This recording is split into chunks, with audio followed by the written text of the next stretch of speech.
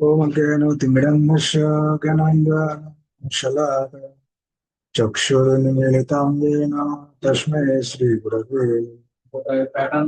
श्रीचैतन्यमनाविष्टां स्थापितां येन भूतले स्वयं रूप कदा मह्यं ददाति शपदन्तिकम् नमो विष्णुपदाय कृष्णपृष्ठाय भूतले श्रीमते भक्तिवेदान्त स्वामिनिति नाम नमस्ते सरस्वती देवे गौरवाणी प्रचारिणे निर्विशेष शून्यवादी पाश्चात्य नम महावदान्य कृष्ण प्रेमो प्रदायते कृष्णाय कृष्ण चैतन्य नाम्ने दिशे नित्यानंद नमस्तभं प्रेमानंद प्रदायने भरकल्मोषनाशाय जहन्मते नमः। जय श्री कृष्ण चैतन्य प्रभु नित्यानंद श्री अद्वैत गदाधर शिवसादि श्री गौर भक्त वृंद पंचकल्पतरुभ्यश्च कृपा सिन्धुभ्यैव च पतितानां पावनेभ्यो वैष्णवेभ्यो नमो हरे कृष्ण कृष्ण कृष्ण हरे हरे हरे राम राम राम हरे हरे। श्रील कृष्णदास कविराज गोस्वामी विरचित শ্রী চৈতন্য চরিতামৃত আদি লীলা দ্বিতীয় পরিচ্ছেদ শ্লোক সংখ্যা 10। জয় জয় শ্রী চৈতন্য জয় নিত্যানন্দ জয় দ্বৈত চন্দ্র জয় গৌরভক্ত জয় জয় শ্রী চৈতন্য জয় নিত্যানন্দ জয় দ্বৈত চন্দ্র জয় গৌরভক্ত বৃন্দ। জয় শ্রী গৌরভক্ত বৃন্দ। শ্লোক সংখ্যা 10। প্রকাশ বিশেষ দেহ ধরে তিন নাম ব্রহ্ম পরমাত্মা আর স্বয়ং ভগবান। তার বিভিন্ন প্রকাশ অনুসারে তিনি ব্রহ্ম পরমাত্মা ভগবান এই তিন নামে পরিচিত। শিল জীব গোস্বামী তার ভাগবত সন্দর্ভ গ্রন্থে ভগবান শব্দটির অর্থ বিশ্লেষণ করেছেন। সমস্ত চিন্তা ও অচিন্ত্য শক্তি সম্পন্ন হওয়ার ফলে তো ভগবান হচ্ছে অখণ্ড পূর্ণ তত্ত্ব। তার পূর্ণ শক্তিমত্তা সম্বন্ধে জ্ঞানের অভাব হেতু আমাদের কাছে এই পরম তত্ত্বের আংশিক প্রকাশ নির্বিশেষ ব্রহ্মরূপে প্রতিভাত হন। ভগবান শব্দের আদ্যক্ষর ভকারের অর্থ হচ্ছে সম্ভর্তা ও ভর্তা। পরবর্তী শব্দ গকারের অর্থ নেতা, গময়িতা ও স্রষ্টা। বকারের অর্থ বাস করা। সমস্ত জীব পরমেশ্বর ভগবানের বাস করে এবং পরমেশ্বর ভগবান প্রতিটি জীবের হৃদয়ে বাস করে। এই সমস্ত শব্দগুলির সমন্বয়ের ভগবান শব্দের অর্থ হচ্ছে অশেষ জ্ঞান, শক্তি, বল, ঐশ্বর্য, বীর্য ও প্রতিপত্তি। এই অচিন্ত্য শক্তি সব রকমের নিকৃষ্ট গুণ বর্জিত হয়ে যার মধ্যে নিত্য বিরাজমান। এই অচিন্ত্য শক্তি ব্যতীত পূর্ণরূপে ধারণ বা পালন করা যায় না। আধুনিক সমাজ প্রতিপালিত হচ্ছে বিভিন্ন বৈজ্ঞানিকদের মস্তিষ্ক প্রসূত বৈজ্ঞানিক আয়োজনের মাধ্যমে। সুতরাং আমরা সহজেই অনুমান করতে পারি যে তিনি যিনি তার অচিন্ত্য শক্তির মাধ্যমে অসংখ্য গ্রহ নক্ষত্র সৃষ্টি করে অন্তহীন আকাশে তাদের ভাসিয়ে রেখেছে। তার মস্তিষ্কের ক্ষমতা কি অপরিসীম! মানুষের তৈরি একটি উপগ্রহকে ভাসিয়ে রাখতে যে কি পরিমাণ বুদ্ধিমত্তার প্রয়োজন হয় তা যদি একটু বিবেচনা করে দেখা হয়, তাহলে নিতান্ত নির্বোধ না হলে কেউই বলবে না যে মহাশূন্যে অগণিত গ্রহ নক্ষত্রগুলিকে কোনো উৎকৃষ্ট বুদ্ধিমত্তা নিয়ন্ত্রণ করছে না।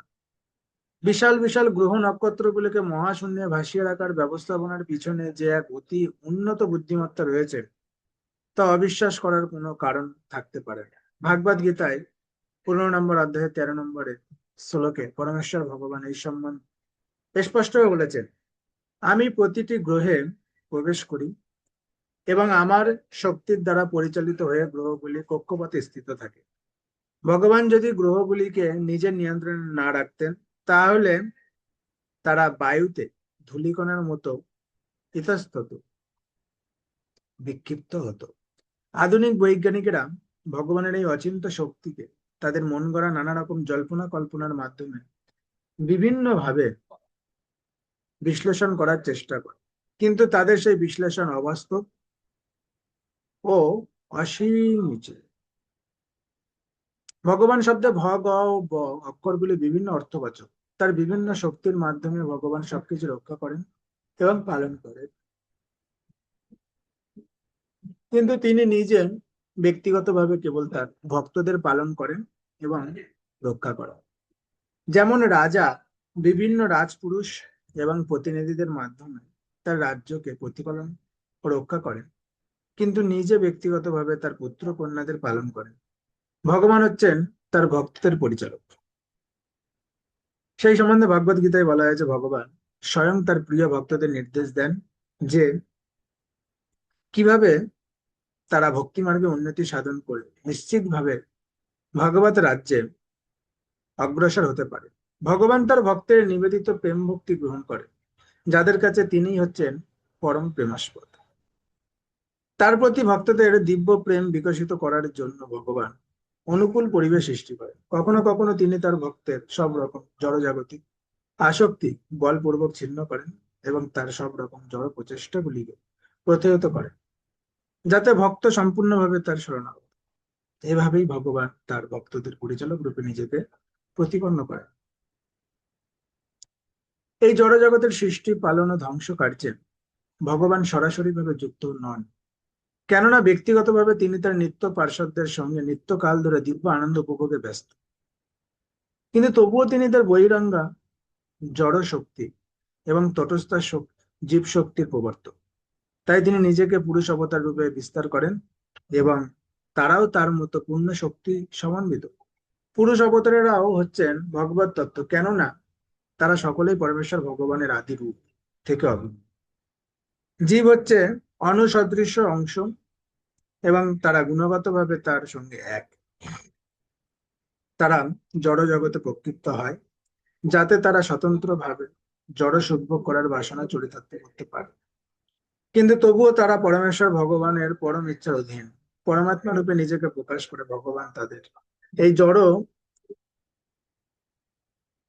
সুখভোগের আয়োজনগুলি পর্যবেক্ষণ করে। এই সম্পর্কে একটি অস্থায়ী মেলার দৃষ্টান্ত দেওয়া যায়। ক্ষণিকের জন্য নাগরিকেরা কোনো মেলায় আনন্দ উপভোগ করতে যায় এবং তাদের তত্ত্বাবধান করার জন্য সরকারের পক্ষ থেকে সেখানে কোনো উচ্চ পদস্থ কর্মচারীকে নিয়োগ করা হয় সুষ্ঠুভাবে মেলা পরিচালনা করার জন্য। সেই উচ্চ পদস্থ কর্মচারীটির হাতে সব রকম সরকারি ক্ষমতা দেওয়া হয়ে থাকে এবং তাই তিনি সরকারের থেকে অভিন্ন। তারপর যখন মেলা শেষ হয়ে যায় তখন সেই উচ্চ পদস্থ কর্মচারীটিরও আর কোনো প্রয়োজন থাকে না, তখন তিনি বাড়ি ফিরে যান। এই উচ্চ পদস্থ কর্মচারীটির সঙ্গে পরমাত্মার তুলনা করা যায়। জীব সর্বেশ সর্বা জীব সর্বেশ সর্বা নয়, তারা নিঃসন্দেহে পরমেশ্বর ভগবানের অনুসদৃশ্য অংশ এবং গুণগতভাবে তার সঙ্গে এক, তবুও তারা সর্বতোভাবে ভগবানের নিয়ন্ত্রণাধীন। যেহেতু তারা ভগবানের অধীন, তাই তারা কখনোই ভগবানের সমান হতে পারে অথবা তার সঙ্গে এক হয়ে যেতে পারে না। পরমাত্মা রূপে ভগবান জীবের সঙ্গে অবস্থান করেন, তাই কোনো অবস্থাতেই কারো মনে করা উচিত নয় যে অনসদৃশ্য জীব পরমেশ্বর ভগবানের সমপর্যায়। সর্বব্যাপ্ত যে সত্য সর্বব্যাপ্ত যে সত্য জড়জগতের সৃষ্টি স্থিতি ও প্রলয়ের সময় বর্তমান থাকে এবং যার মধ্যে জীব সমাধিমগ্ন হয়ে বিরাজ করে, তাকে বলা হয় নির্বিশেষ ব্রহ্ম। 11 নম্বর শ্লোক। বদন্তি তত্তত্ত্ব বিদস্তত্তম যজ্ঞ জ্ঞানামধ্যয়ম ব্রহ্মেতি পরমাত্মেতি ভগবান ইতি শব্দতে। যা অদ্বয় জ্ঞান অর্থাৎ এক ও অদ্বিতীয় বাস্তব বস্তু, তত্ত্বজ্ঞ পণ্ডিতরা তাকেই তত্ত্ব বলেন। সেই তত্ত্ববস্তু ব্রহ্ম, পরমাত্মা, ভগবান এই তিন নামে অভিহিত হন। এই সংস্কৃত শ্লোকটি শ্রীমদ্ ভাগবতের প্রথম স্কন্ধের 2য় অধ্যায়ের 11তম শ্লোক। এখানে ছিল সুত গোস্বামী সমস্ত শাস্ত্রের সার সিদ্ধান্ত সম্বন্ধীয় সৌনিক ঋষি প্রমুখ মহাত্মাদের প্রশ্নের উত্তর দিচ্ছেন। তত্ত্ববিদ বলতে তাকেই বোঝায় যিনি পরম তত্ত্ব সম্বন্ধে অবগত। তারা অদ্বয় জ্ঞান সম্বন্ধে অভিজ্ঞ, কেননা তারা পারমাত্মিক স্তরে অধিষ্ঠিত। পরম তত্ত্বকে ব্রহ্ম, পরমাত্মা, ভগবান এই তিন নামে অভিহিত করা হয়ে থাকে। যে সমস্ত তত্ত্বজ্ঞানী পুরুষেরা পরম সত্য সম্বন্ধে অবগত, তারা জানেন যে কেউ যদি মনোধর্ম পশুর জল্পনা কল্পনার মাধ্যমে সেই পরম তত্ত্ব বস্তুকে জানবার চেষ্টা করে, তাহলে তার কাছে তিনি নির্বিশেষ ব্রহ্মরূপে প্রতিভাত হবেন। আর কেউ যদি তাকে জানবার জন্য যোগ প্রণালী অবলম্বন করেন, তাহলে তিনি পরমাত্মা রূপে তাকে দর্শন করতে পারেন। কিন্তু যিনি পূর্ণ জ্ঞান লাভ করেছেন এবং পারমাত্মিক অনুভূতির সর্বোচ্চ স্তরে অধিষ্ঠিত হয়েছেন, তিনি পরমেশ্বর ভগবানের সচ্চিদানন্দময় দিব্য স্বরূপ প্রত্যক্ষ করতে সক্ষম হবে। পরমেশ্বর ভগবানের শুদ্ধ ভক্তরা জানেন যে ব্রজেন্দ্র নন্দন শ্রীকৃষ্ণই হচ্ছেন পরম তত্ত্ব। তারা শ্রীকৃষ্ণের নাম, রূপ, গুণ ও লীলার মধ্যে কোন রকম পার্থক্য নিরূপণ করেন না। আর কেউ যদি স্বয়ং ভগবান থেকে ভগবানের দিব্য নাম, রূপ, গুণ, লীলা প্রভৃতির পার্থক্য নিরূপণ করার চেষ্টা করে, তাহলে বুঝতে হবে তার পারমাত্মিক জ্ঞানের অভাব রয়েছে। ভগবানের শুদ্ধ ভক্ত জানেন যে তিনি যখন ভগবান শ্রীকৃষ্ণের দিব্য নাম কীর্তন করেন, তখন শ্রীকৃষ্ণ দিব্য সত্য তরঙ্গ রূপে সেখানে বিরাজ করেন।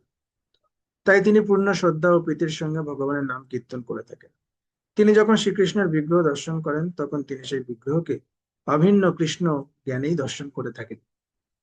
কিন্তু সেই দর্শন যদি ভগবান শ্রীকৃষ্ণের স্বরূপ ব্যতীত অন্য কোনো ভাবে করা হয়, তাহলে বুঝতে হবে যে দর্শনকারী ব্যক্তি পারমাত্মিক জীবনে যথেষ্ট উন্নত নয়। পারমাত্মিক জ্ঞানের অভাব হেতু তারা পারমাত্মিক জীবনে উন্নতি সাধন করতে পারে না। আর এই পারমাত্মিক জ্ঞানের অভাবই হচ্ছে মায়া। যারা কৃষ্ণ ভাবনাময় নয়, জ্ঞানের অভাববশত তারা মায়ার দ্বারা নিয়ন্ত্রিত হয়। পরম স্তরে ভগবানের সমস্ত প্রকাশই হচ্ছে অদ্বৈত তত্ত্ব। ঠিক যেমন মায়ার নিয়ন্তা শ্রী বিষ্ণুর সমস্ত রূপই হচ্ছে অদ্বৈত তত্ত্ব। মায়াবাদী দার্শনিকেরা যারা নির্বিশেষ ব্রহ্মের উপাসনা করে, তারা মনে করে যে অনু চৈতন্য বিশিষ্ট জীব বিভু চৈতন্য বিশিষ্ট ভগবান থেকে অভিন্ন। আবার যোগ সাধনকারী পরমাত্মবাদীরা যারা পরমাত্মাকে দর্শন করার চেষ্টা করে, তারা মনে করে যে জীবাত্মা যখন শুদ্ধ চেতনা সম্পন্ন হয়, তখন সেই শুদ্ধ স্তরে তারা পরমাত্মার সঙ্গে অভিন্নতা প্রাপ্ত হয়। কিন্তু একজন শুদ্ধ ভগবত ভক্ত অনুভূতি লব্ধ যে জ্ঞান প্রাপ্ত হন, তার মাধ্যমে তিনি সবকিছুকে কৃষ্ণ সম্বন্ধে দর্শন করতে সমর্থ হন, এবং তাই তার জ্ঞান পূর্ণ।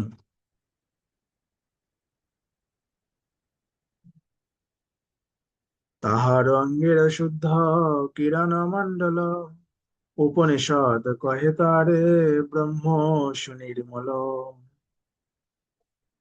উপনিষদে যাকে নির্বিশেষ ব্রহ্মরূপে অভিহিত করা হয়েছে, তা হচ্ছে সেই পরম পুরুষের অঙ্গ প্রভা। মুন্ডক উপনিষদে প্রদত্ত 3টি শ্লোকে পরমেশ্বর ভগবানের অঙ্গ প্রভা বা দেহ নির্গত রশ্মির 6টা সম্বন্ধে তত্ত্ব প্রদান করা হয়েছে। সেখানে বলা হয়েছে, হিরণ্ময়ে পরে কোষে বিরাজম ব্রহ্ম নিষ্কলম, তচ্চোভ্রম জ্যোতিষম জ্যোতিষ্তাদ যদ্দত্মবিদঃ বিদু, ন তত্র সূর্য ভাতি ন চন্দ্র তারকম, নেমা বিদ্যুত ভান্তি কুতঃ অগ্নি, তমেব ভাস্তামনুভাতি সর্বম তস্য ভাস্ব সর্বমিদং বিভাতি। ব্রহ্মৈবেদম মৃতম পুরস্তব চক্ষুঃ পশ্চাৎ দক্ষিণতশ্চাত্তারিণ, অধশ্চার্ধম চ প্রসূতম ব্রহ্মে বেদম বিশ্বম ইদম বিষ্টম। জড় আবরণের ঊর্ধ্বে চিৎ জগতে অন্তহীন ব্রহ্ম জ্যোতি রয়েছে, যা সব রকমের জড় কুলুস থেকে। সেই জ্যোতির্ময় শুভ শুভ্র আলোককে আত্মজ্ঞানী পুরুষেরা সমস্ত জ্যোতির জ্যোতি বলে জানেন। সেই চিন্ময় লোককে উদ্ভাসিত করার জন্য সূর্য রশ্মি, চন্দ্র কিরণ, অগ্নি অথবা বিদ্যুতের প্রয়োজন হয় না। বাস্তবে কি জড় জগতে যে আলোক দেখা যায়, তা সেই পরম জ্যোতির প্রতিবিম্ব মাত্র। সেই ব্রহ্ম সম্মুখে ও পশ্চাতে, উত্তরে দক্ষিণে, পূর্বে পশ্চিমে, উপরে নিচে সর্বত্রই পরিব্যাপ্ত। পক্ষান্তরে বলা যায়, সেই ব্রহ্মজ্যোতি জড় ও চেতন আকাশে সর্বত্রই পরিব্যাপ্ত। চর্মচক্ষে দেখে জইছে সূর্য নির্বিশেষ, জ্ঞান মার্গে লইতে না রে কৃষ্ণের বিশেষ।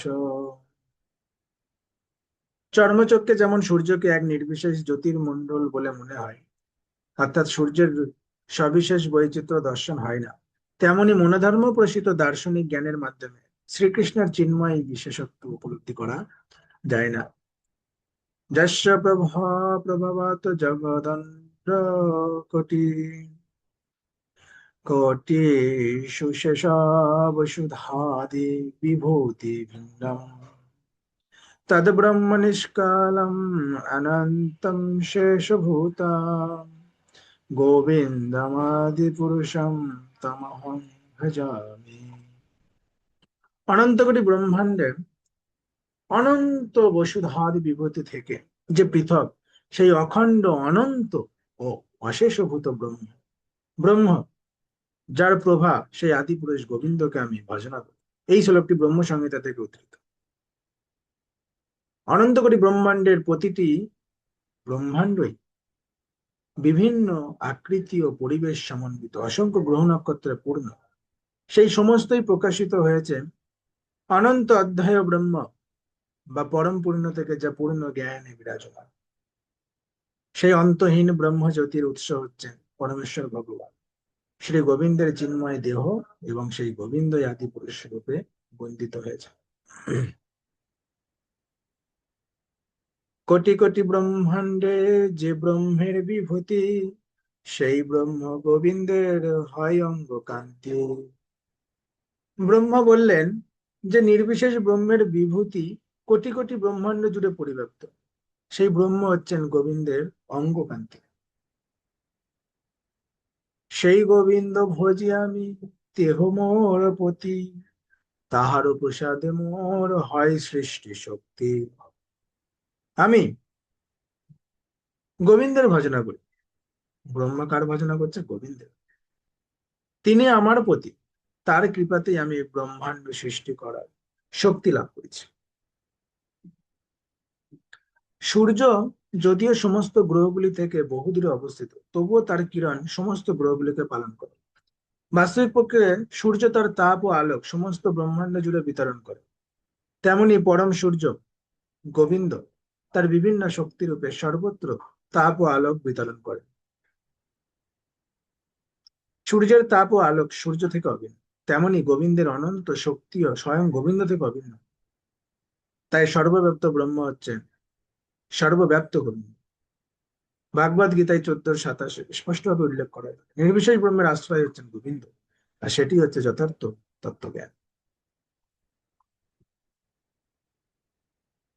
মুনয় গত বাসনা শ্রমণায় ঊর্ধ্বম অন্তিনা, ব্রহ্মাক্ষম ধাম তেজন্তি সন্তাসন্না শিনঃ মলা। দিগম্বর, শ্রমশীল ও ঊর্ধ্বরেতা মুনিগণ এবং শান্ত ও বিমল চিত্ত সন্ন্যাসীরা ব্রহ্মলোক নামক ধাম প্রাপ্ত হন। শ্রীমদ্ ভাগবতের এই শ্লোকটিতে বাত বাসনা শব্দটি সেই সমস্ত পরমার্থবাদীদের উদ্দেশ্যে ব্যবহৃত হয়েছে, যারা কোন রকম জড় বস্তুর উপর নির্ভর করেন না, এমনকি তাদের দেহকে আবৃত করার জন্য তার বস্ত্র পরিধানও করার প্রয়োজন বোধ করেন না। পক্ষান্তরে তারা সর্বব্যাপ্ত প্রকৃতির উপর নির্ভর করে।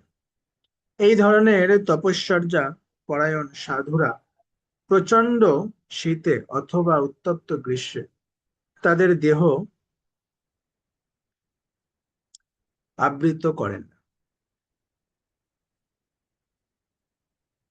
সব রকম দৈহিক কষ্ট উপেক্ষা করে তারা কঠোর তপস্যার্যা পালন করেন এবং দাঁড়ে দাঁড়ে ভিক্ষা করে জীবন ধারণ করেন। জ্ঞাতসারে অথবা অজ্ঞাতসারে তারা কখনোই বীর্যপাত করেন না।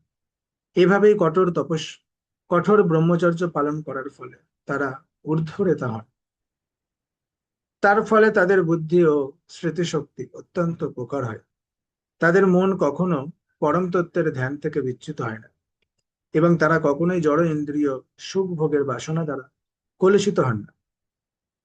এইভাবেই কঠোর তপস্যার্যা পালন করার মাধ্যমে এই ধরনের তপস্বীরা জড়া প্রকৃতির স্তর অতিক্রম করে এবং নির্বিশেষ ব্রহ্মে প্রবেশ করে সেখানে স্থিত হয়। আত্মার্থ জামি যারে যোগশাস্ত্রে কয়, সে ও গোবিন্দের অংশ বিভূতি যে হয়। যোগশাস্ত্রে যাকে আত্মার্থ আত্ম অন্তর্যামী ও আত্ম অন্তর্যামী যারে যোগশাস্ত্রে কয়, সেহ গোবিন্দের অংশ বিভূতি যে হয়। যোগশাস্ত্রে যাকে আত্ম অন্তর্যামী বা পরমাত্মা বলে বর্ণনা করা হয়েছে, তিনি হচ্ছেন গোবিন্দের অংশ বিভূতি। পরমেশ্বর ভগবান স্বাভাবিকভাবেই আনন্দময়। তার আনন্দ উপভোগ বা লীলাবিলাস সবকিছুই সম্পূর্ণরূপে চিন্ময়। তিনি সম্পূর্ণরূপে জড়জগতের অতীত। এই জড়জগতের সবকিছুই দৈর্ঘ্য, প্রস্থ ও উচ্চতার দ্বারা পরিমাপ করা। কিন্তু পরমেশ্বর ভগবানের রূপ, দেহ ও অস্তিত্ব অন্তহীন। তিনি ব্যক্তিগতভাবে জড়জগতের কোনো বিষয়ের সঙ্গে যুক্ত নন। জড়জগৎ সৃষ্টি হয়েছে তার পুরুষ অবতারের মাধ্যমে, যিনি মহৎ তত্ত্ব ও সমস্ত বদ্ধ জীবদের পরিচালনাও করেন। তিনি পুরুষ অবতারের তত্ত্ব হৃদয়ঙ্গম করার মাধ্যমে জীব জড়া প্রকৃতি 24টি উপাদানের দ্বারা গঠিত এই জড় জগতের স্তর অতিক্রম করতে পারে।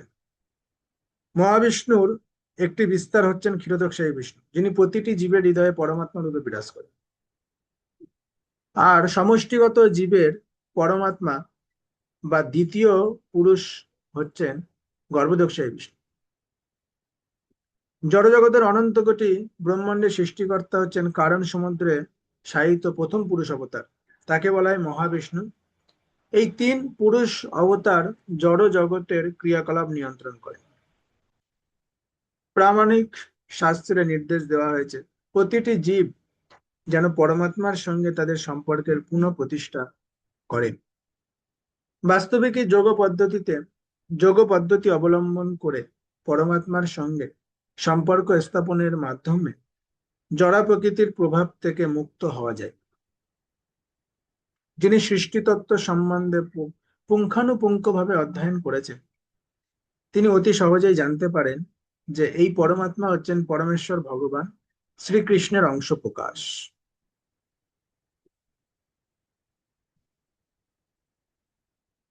অনন্ত স্ফটিকে জয়ছে এক সূর্য ভাসে, তৈছে জীবে গোবিন্দের অংশ প্রকাশে। এক সূর্য যেমন অনন্ত স্ফুটকে প্রতিফলিত হয়ে বহু গুণে প্রকাশিত হয়, তেমনি গোবিন্দ নিজেকে পরমাত্মা রূপে সমস্ত জীবের হৃদয়ে প্রকাশ হয়। সূর্য একটি বিশেষ স্থানে অবস্থিত হলেও অন্তহীন মণিরত্নে তার প্রতিফলন হয়, এবং তখন মনে হয় সূর্য যেন সেই মণিগুলির মধ্যে অসংখ্য রূপে অবস্থান করছে। তেমনি পরমেশ্বর ভগবান যদিও নিত্য কাল ধরে তার চিন্ময় ধাম গোলক বৃন্দাবনে বিরাজমান, তবুও তিনি পরমাত্মা রূপে সকলের হৃদয়ে প্রতিফলিত হন। উপনিষদে বলা হয়েছে যে জীবাত্মা ও পরমাত্মা একই বৃক্ষে উপবিষ্ট দুটি পক্ষীর মতো। পরমাত্মা জীবকে তার পূর্বকৃত কর্মফল অনুসারে সকাম কর্মে নিযুক্ত করে, কিন্তু জীবের এই কর্মের সঙ্গে পরমাত্মার প্রত্যক্ষ কোনো সংযোগ নেই। জীব যখনই সকাম কর্ম ত্যাগ করে ভগবানের শ্রেষ্ঠত্ব সম্বন্ধে অবগত হয়ে তার সেবায় যুক্ত হয়, তৎক্ষণাৎ সে সব রকমের জড় উপাধি মুক্ত হয় এবং সেই শুদ্ধ অবস্থায় সে বৈকুণ্ঠ নামক ভাগবত ধামে প্রবেশ করে।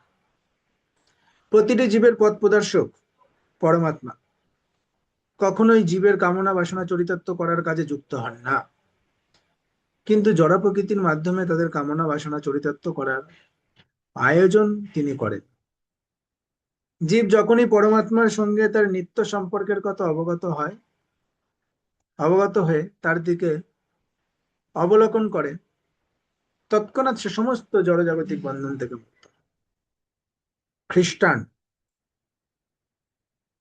দার্শনিকেরা যারা কর্মফলে বিশ্বাস করে না, তর্কচ্ছলে তারা বলে যে পূর্বকৃত যে কর্ম সম্বন্ধে কোনো রকম ধারণাই আমাদের নেই, তার ফল কিভাবে এই জীবনে ভোগ করা সম্ভব।